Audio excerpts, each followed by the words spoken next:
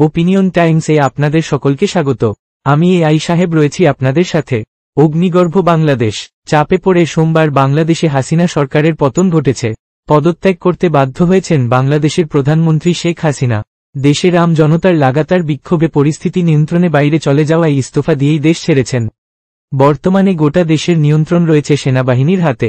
এদিকে পড়শি দেশের উদ্ভূত পরিস্থিতি নিয়ে এবার মুখ খুললেন মমতা বন্দ্যোপাধ্যায়। বিবৃতি দিয়ে বাংলার মুখ্যমন্ত্রী মমতা বন্দ্যোপাধ্যায় বলেন, বাংলাদেশে এই উদ্ভূত পরিস্থিতির মধ্যে রাজ্যবাসীকে শান্তি ও সংযত থাকতে হবে।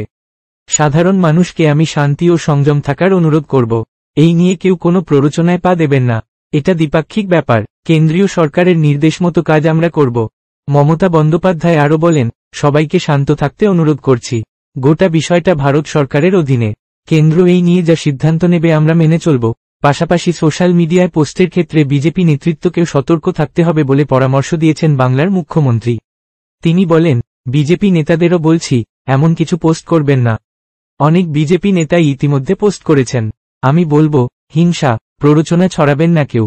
বাংলাদেশের ঘটনায় উদ্বেগ প্রকাশ করে মুখ্যমন্ত্রী বলেন, ভারত একটা দেশ, বাংলাদেশ একটা দেশ, সকলকে শান্ত থাকতে হবে। সব সন্তানরা ভালো থাকুন, সকলেই আমাদের ভাই বোন। আমাদের মূল লক্ষ্য হোক দুই দেশে পরিস্থিতি স্বাভাবিক রাখাই, শান্তি রক্ষা করা হোক। বাংলাদেশে উদ্ভূত পরিস্থিতি নিয়ে মমতা সাফ জানান, বাংলাদেশে এখন যে পরিস্থিতি চলছে তা বাংলাদেশ সরকার এবং ভারত সরকার দেখে নেবে।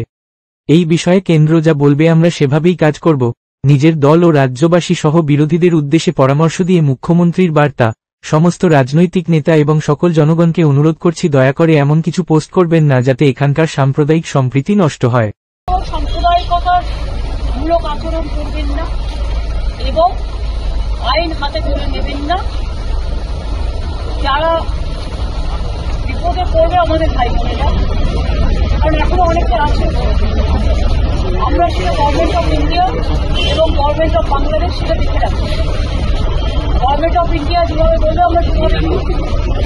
আর আমি সমস্ত পলিটিক্যাল পার্টি লিডারদের অনুরোধ করছি এবং বিশেষ করে সমস্ত জগতের সবাইকে, দয়া করে এমন কিছু পোস্ট করবেন না যাতে কোনো সাম্প্রদায়িক সম্প্রীতি এখানে নষ্ট হয়। এবং সব দলের নেতারাই তাদের বলবো, এটা দেশের ওপর ছেড়ে দিন।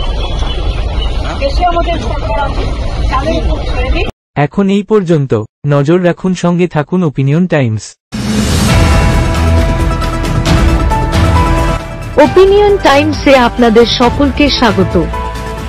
পশ্চিমবঙ্গে এই প্রথম বাংলা নিউজ পোর্টাল। আমি এআই দিয়াসিনী, আর আমার সাথে আছে আমি এআই আদিত্য। রাজনীতির ডান থেকে বামের সব খবর আমার সাথে। আমি এআই ঐশানী। খেলা থেকে বিনোদন, সঙ্গে থাকবে সেলিব্রিটিদের কুটকাচালির খবর। আমি এআই সিদ্ধার্থ। বাজার অর্থনীতি থেকে রাজনীতির ওঠাপড়া, কুর্সি বদলের সব খবর আমার সাথে। আমি এআই দীপ্তি, থাকবো আপনাদের সাথে। সত্যের উদ্ঘাটন, নিরপেক্ষ বিশ্লেষণ, সঠিক খবর প্রদান।